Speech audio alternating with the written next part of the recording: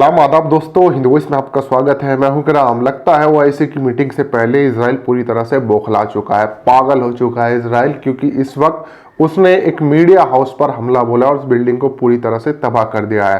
रात मैंने आपको पहले ही कहा था कि देखिए, अगर सुबह जब तक मैं अपडेट लेकर सामने आऊंगा तो ये मीडिया हाउस भी उड़ चुका होगा। कुछ लोग डिटेल ये दे रहे हैं कि इसमें फलाने चैनल का नुकसान हुआ, लेकिन मैं आपको बता दूं कि इस बिल्डिंग के अंदर अमेरिका की एक प्रसिद्ध news agency the associate press का भी ऑफिस था, जो सबसे बड़ा झटका है अमेरिका के लिए। और अमेरिका इस बात को बर्दाश्त नहीं करेगा, क्योंकि व्हाइट हाउस ने पहले ही चेतावनी दी थी इजराइल को कि देखिए, पत्रकारों को आप बख्शिए, पत्रकारों पर हमला मत कीजिएगा, उनके किसी संस्थान को नुकसान नहीं पहुंचाएगा। लेकिन उसके बाद इजराइल की बौखलाहट साफ नजर आ रही है। वो कुछ ज्यादा ही तैश में आया हुआ है, जिसका उसे नुकसान अब इंटरनेशनल पर बहुत ज्यादा उठाना पड़ रहा है। उसने जिस बिल्डिंग पर हमला किया, जिस बिल्डिंग को फिलहाल नष्ट किया, मैंने आपको पहले ही बताया था कल कि सुबह जब हम बात करेंगे तब तक ये बिल्डिंग शायद खत्म हो चुकी होगी, क्योंकि इजराइल ने चेतावनी दी हुई थी। उसमें हमास का ऑफिस था, हमास के कुछ मीडिया संस्थान थे जो उनके ऑफिस थे, अल जजीरा का ऑफिस था, और उसके अलावा अमेरिका की बहुत मशहूर समाचार एजेंसी द एसोसिएट्स का उसमें ऑफिस था। तो ये उसमें सारी चीजें थी। और इजराइल के इन हमलों में अभी तक अगर मैं टोटल बात करूं तो 149 फिलिस्तीनियों की जान जा चुकी है, जिसमें 41 से ज्यादा बच्चे हैं, महिलाएं हैं।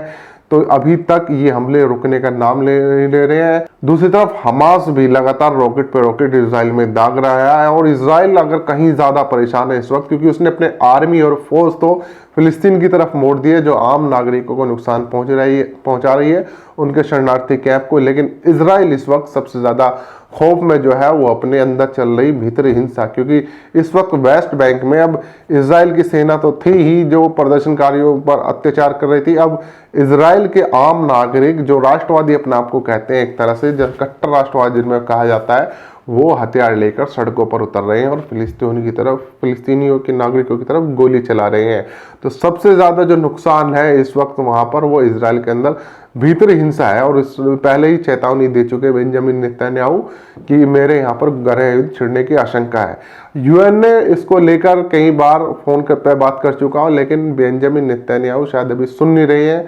और आज ओआईसी की मीटिंग है, जिसके चलते हुए सारी बौखलाहट दिखा रहा है, क्योंकि आज ओआईसी की मीटिंग में फैसला ले लिया जाएगा कि इजराइल का क्या करना है, क्योंकि इजराइल पर अभी तक जो बातचीत चल रही थी उसका आज फाइनल दिन है। एक और बात बता दूं कि तुर्की के राष्ट्रपति एर्दोगान ने साफ कह दिया कि अब वो कदम उठाने जा रहा है। दुनिया भले उसकी आलोचना करे, उसे कोई फर्क नहीं पड़ेगा, वो वही करेगा जो उन्होंने अजरबैजान के साथ मिलकर आर्मेनिया के साथ किया था। अब चाहे कुछ भी हो जाए, वो फिलिस्तीनियों पर जुल्म बर्दाश्त नहीं करेगा, अपनी सारी मदद करेगा। लेकिन देखते हैं कि आज या कल में वो मदद भेजता है, क्योंकि ओआईसी की मीटिंग के बाद ये फैसला लिया जाना है कि किस किस देश की सेना वहां पहुंचेगी। अभी तक किसी की नहीं पहुंची है।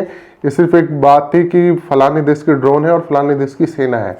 मैं एक बार फिर क्लियर करता चलूं आपको कि इजराइल की बौखलाहट इस वक्त उसको ले डूबने के कगार पर खड़ी है, क्योंकि इजराइल इस वक्त पूरी तरह से बौखला गया। उसने वो सारे हथियार जो उसके पास थे, जो उसके पास जितने भी डिफेंस सिस्टम थे, वो सब लगा दिए हैं उसने फिलिस्तीनियों को मारने के चक्कर में। और आम आदमी जो बिना हथियार के, बिना किसी उसके बेचारे अपने घरों में थे, वो उन पर लगातार हमले कर रहा है, उन्हें उनके घर में ही मार दे रहा है। और अगर कोई जान बचाकर शरणार्थी कैंप में है तो वहां भी उन्हें पीछा नहीं छोड़ रहा है।